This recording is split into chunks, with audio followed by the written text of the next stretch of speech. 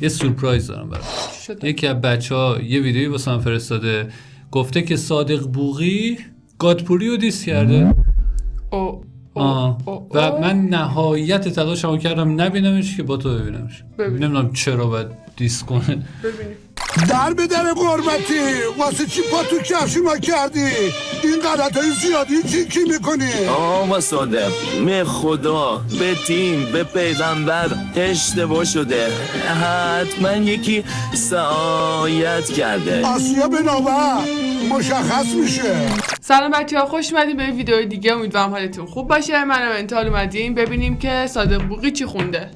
آخه داستان عجیبم اینه که چند روز پیش اومده یه دونه پست گذاشته، بعد ساسی مانکن رو به بتل دعوت کرده، بتلی که رپ کنها میزنن با هم کل کل میکنن.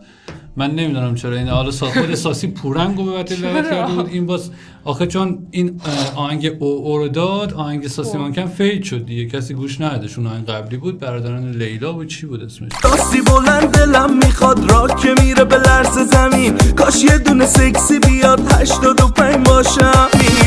همزمان با این لیلا فید شد. آره دیگه، آره دیگه این آهنگ اومد، اون آهنگ دیگه کسی گوش نداد. حالا نمیدونم داستان چیه، ولی خب مثل اینکه این دیس ساسی مانکن نیست. خب ببینیمش دیگه. بریم ببینیم. لایک کنید.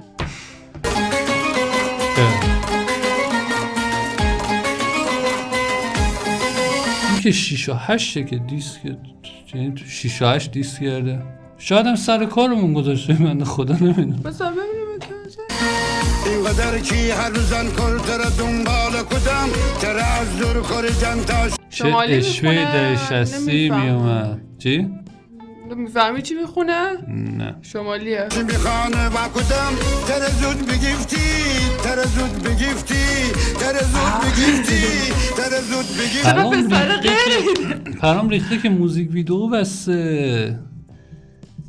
بنده خدا چطوری انقدر؟ من اصلا نفهمیدم، پروسه‌شو نفهمیدم چی شد. کفتری کاکل بزر وای این خبر از من ببر وای وای کفتری کاکل بزر وای وای. پوریا میگه این بار همینه. آره الان دیس پوری. آره خب به پوری میگن کفتر دیگه. بعد شاپور اومد دیسپک بده به گادپوری، کورس کار رو گذاشته بودم این کفتر کاکل بزر آهنگ موینه در واقع.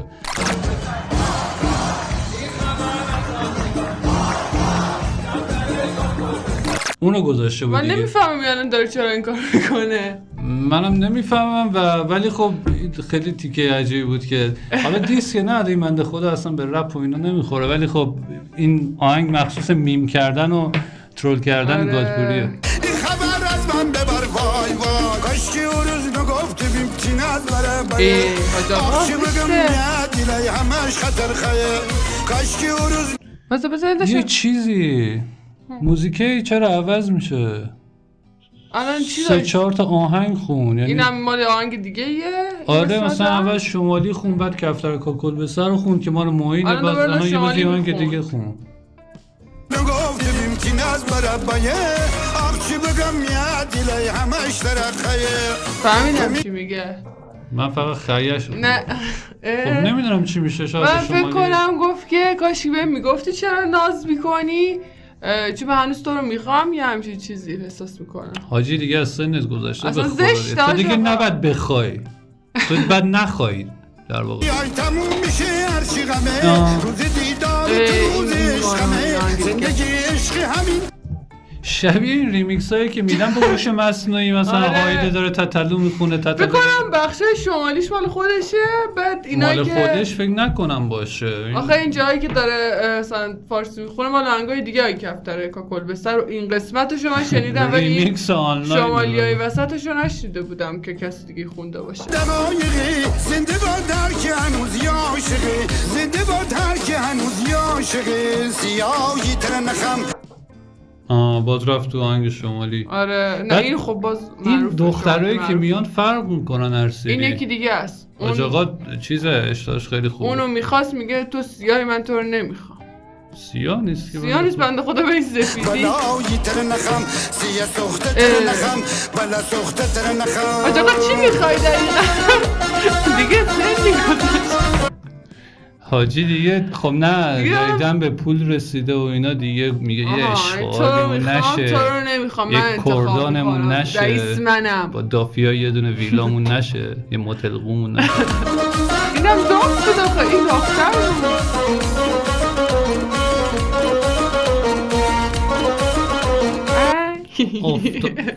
کونو بگردم باسن ببخش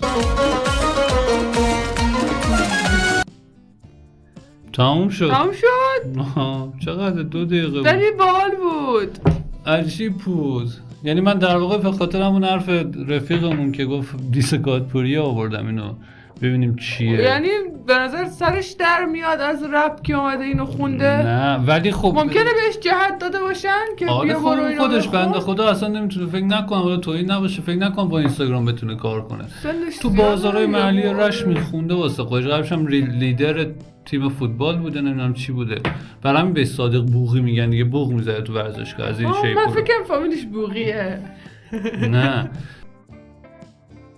و احتمالاً بهش گفتن دیگه گفتن آقا مثلا کفتر کوکولوس الان مثلا ترند رپه برو بخون. بیا اونم بخون بعد ادای ریمیکس ها رو در آورده بودی فقط این به مسئله نظرم که خیلی هست باحال بود بنده خدا مثلا خواننده نبود از طریق یه ویدیو الان فکر کنم 1,500,000 تا فالوور داره 1,000,000 آره 1,500,000 تا قبلش چقدر بوده 500 نفر هم نبودن در واقع یادم اول که ترند شد من پیجشو دیدم قبل اینکه پیجشو ببندن 2,000 تا 3,000 تا فالوور تازه اون موقع تو دیدی یعنی بود یعنی بازم بعد از ترند شدنش بوده آره یعنی در واقع پیجش 100 نفر بودن دیگه و الان 1,500,000 تا تبلیغات میگیره توپل یه سانتافه زیر پاش انداخته آج آقا کوروش کمپانی هم اونم که بود حالا اسخای کرد ولی خب الان استوریاشو داشتم نگاه میکردم مثلا 7 جا رفته تبلیغات کرده کت شلوارشو در میاره میندازه تو آتیش میگه کت شلوار آتیش زدیم حراج بیاین او نکن چه پیشرفتی آج آقا آره و امیدوارم که خودشو بیشتر از این خراب نکنه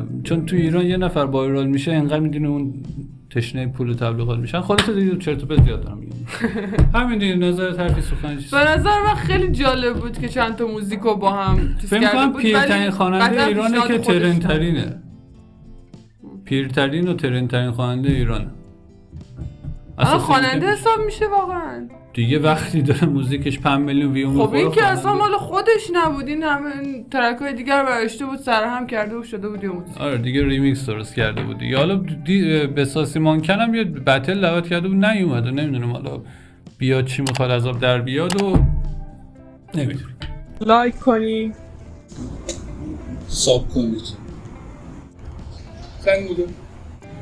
تمام